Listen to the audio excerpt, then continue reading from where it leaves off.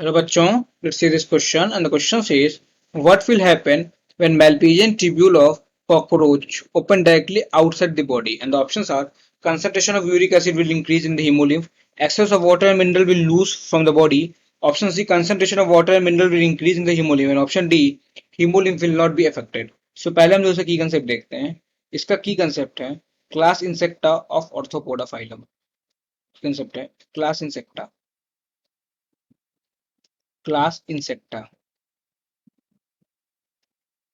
और insecta class में ही जो स्ट्रेट एक्सक्रीटरी स्ट्रक्चर होता है वो होता है मेल्पिजियन ट्यूब्यूल.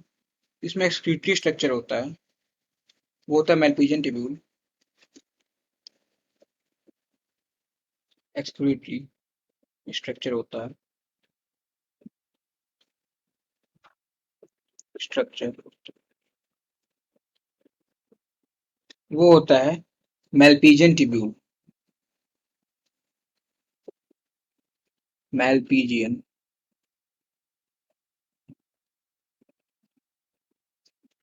मेल्पिजियन ट्यूब्यूल्स. अभी मेल्पिजियन ट्यूब्यूल्स करता क्या है?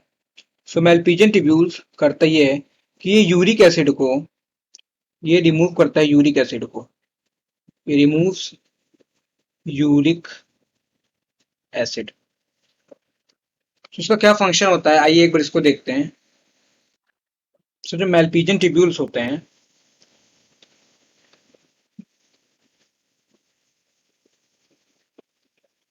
मेल्पिजियन ट्यूब्यूल्स होते हैं,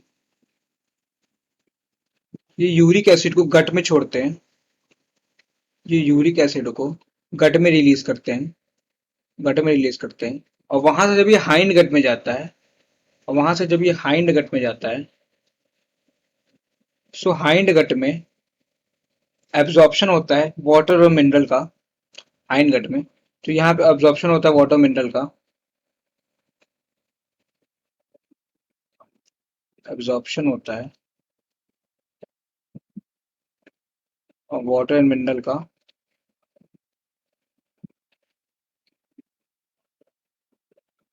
मिनरल का. और फिर फर्दर ये जो है यूरिक एसिड बाहर चला जाता है. फिर ये excretes outside the body, excretes outside. So ये होता है पूरा मेल्पिजियन ट्यूब्यूल, ये काम करता है.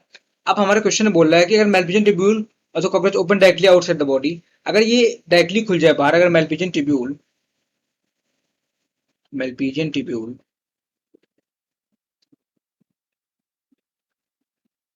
डायरेक्टली बॉडी के बाहर खुले, मतलब मान लीजिए तो ये यूरिक एसिड तो एक्सक्रीट करने से काम ही है, तो यूरिक एसिड तो एक्सक्रीट करेगा ही. पर यूरिक एसिड गट में ना छोड़ के सीधे बॉडी के बाहर छोड़ दे, अगर एक्सक्रीट कर दे बॉडी के बाहर, uric acid excreted directly, excreted directly outside the body, outside the body. So क्या होगा इससे? सो जो पहले यूरिक एसिड गट से हाइंड गट में जाता था, जहां पे एब्जॉर्प्शन होता था वाटर मिनरल का, तो यहाँ पे अब एब्जॉर्प्शन नहीं होगा वाटर मिनरल का. तो यहाँ पे क्या होगा? फिर no absorption of water and mineral, no absorption of water mineral. So water mineral का लॉस होना चालू हो जाएगा. No absorption, absorption of water and mineral. So water mineral का एब्जॉर्प्शन नहीं होगा तो क्या होगा? वाटर मिनरल का लॉस होना चालू हो जाएगा. वाटर एंड मिनरल्स का लॉस होना स्टार्ट हो जाएगा. सो इसमें बोल रहा है कि what will happen when the Malpighian tubules of the cockroach open directly outside the body. तो डायरेक्टली ओपन करेंगे, so concentration of uric acid will increase in the haemolymph. नहीं, ऐसा कुछ नहीं होगा. हीमोलिम्फ मतलब होता है कॉकरोच का ब्लड कह सकते हैं.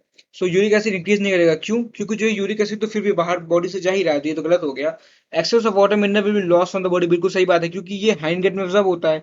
और यूरिक एसिड अगर सीधे, क्योंकि ये हाइंड गेट में ऑब्जर्व होता है, यूरिक एसिड सीधे बाहर खुल रहा है, तो ये जो एब्जॉर्ब ही नहीं हो पाएगा जो है हाइंड गट में, तो एक्सेस लॉस हो जाएगा. तो बिल्कुल सही बात है. ऑप्शन सी बोले concentration water mineral will increase in the haemolymph. नहीं, इंक्रीज नहीं होगा, डिक्रीज होगा. और ऑप्शन डी बोले haemolymph will not be affected. नहीं, हीमोलिम्फ बिल्कुल इफेक्ट होगा, क्योंकि जो है blood, sorry, water mineral concentration haemolymph में डिक्रीज होगा, तो हीमोलिम्फ से इफेक्ट होगा ही होगा. सो जो हमारा करेक्ट आंसर है वो हो जाएगा option B, that is excess of water and mineral will loss from the body. I hope you understood well. Thank you and all the very best.